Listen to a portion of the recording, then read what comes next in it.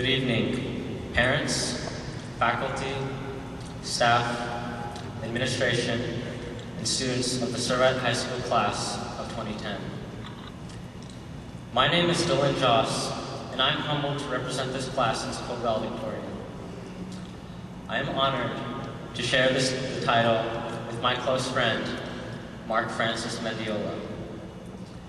4 years ago, I came to Surratt as a clueless freshman.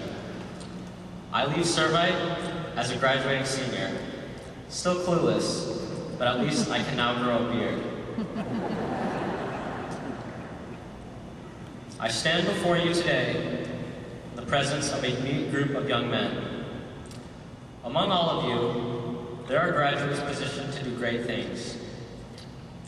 Seated beside you may be a future CEO, a Nobel laureate, a US president, or even a high school principal.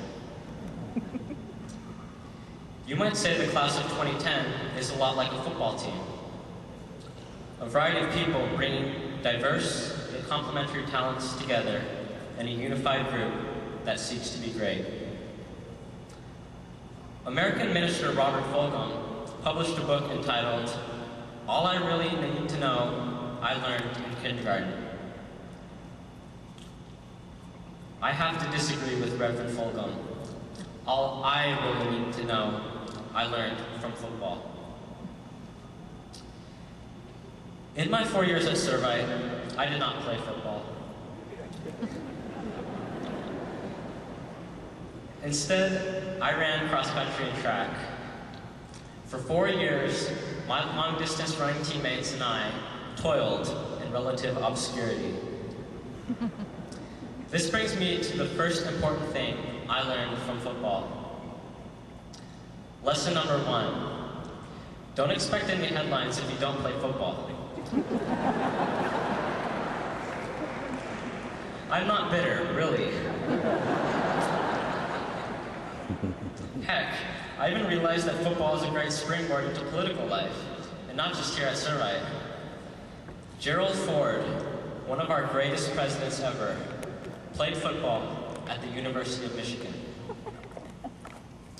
Lesson number 2, if you're going to accomplish great things in life, you need a solid group of peers, people you can really count on. Is there anything that makes this more abundantly clear than football?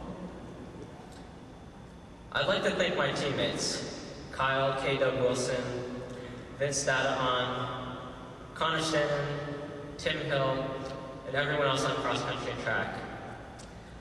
I'm glad I wasn't the only one to sign up for running, a sport that has masochism as a prerequisite to join.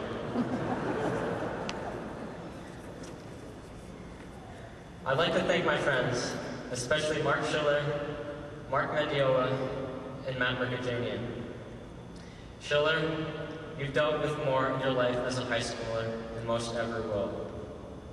Your calm and composure in handling life's challenges inspired me to overcome my own obstacles. Mendiola, congratulations on being named co-valedictorian. You are one of the hardest working people in this class and the most easygoing person I know.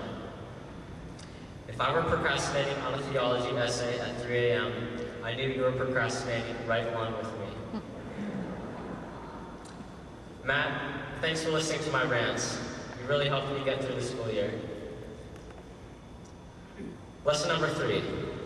Football taught me that for guidance and knowledge, you need people who are older, wiser, and more experienced than you. My dad often tells me that I have the arrogance of ignorance, so I'm glad I have such people to support me and point me in the right direction. Coach Confer, thank you for introducing me to running. Coach Gibbs, your eccentricity, endless knowledge, and willingness to listen to and care for your athletes are what motivated me to stay on the cross-country team. Coach Glaze, your workouts were tough, but the success of the track team made it all worth it. To Mr. Brennan, thank you for approving my request to take a course at UCI over the summer that overlapped with the beginning of the school year. To my teachers, You have some of the most difficult jobs in the world of today, but you teach because you love doing so. I and the rest of my classmates thank you. To the academic counselors, thank you for helping me along the path to college. And finally, thank you to my parents and sister who supported and tolerated me for a long 18 years. Lesson number 4. In football, as in life, it is not the biggest man on the field, but the man who accepts the challenge who ultimately succeeds. I would like to recognize Nick Etcheverry for his role in securing the 2009 Division II California High School State Championship in the storied pastime of football.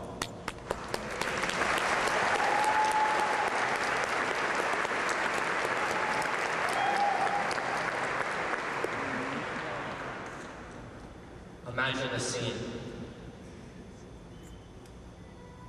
The crowd is silent. The tension is palpable in the air. The career of one young man culminates in a single moment. The ball is snapped, and within seconds, against a backdrop of the starry night sky, it is sailing with authority to the 2 golden posts standing at the end of the field. Victory! And finally, lesson number 5. Football taught me that I made a huge mistake. I played the wrong sport in high school. Many of you are not aware, but since I declared my intention to switch sports after high school, I received several generous offers to play football in college.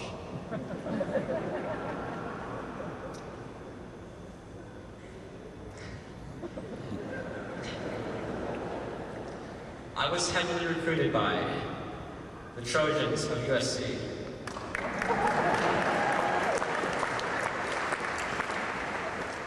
the Fighting Irish of Notre Dame,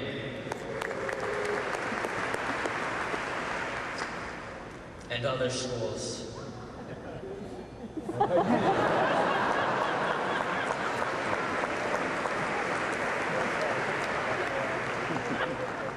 But I knew there was only one place for me.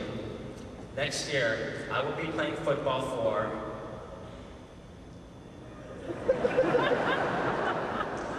the MIT Engineers.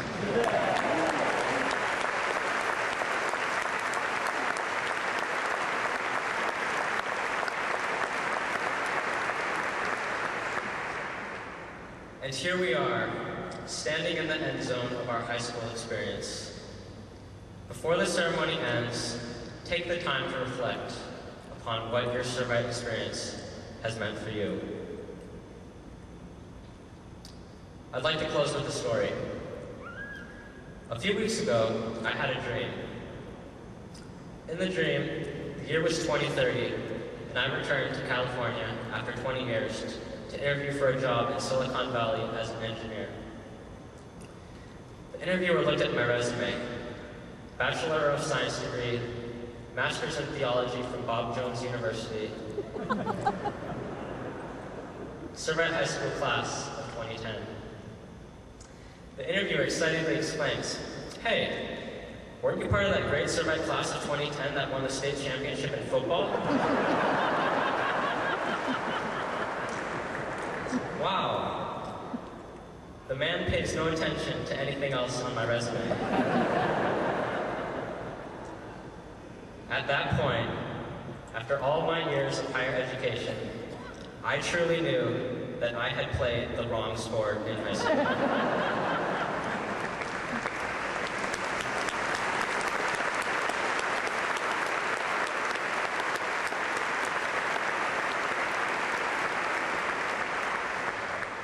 Thank you, and congratulations, class of 2010.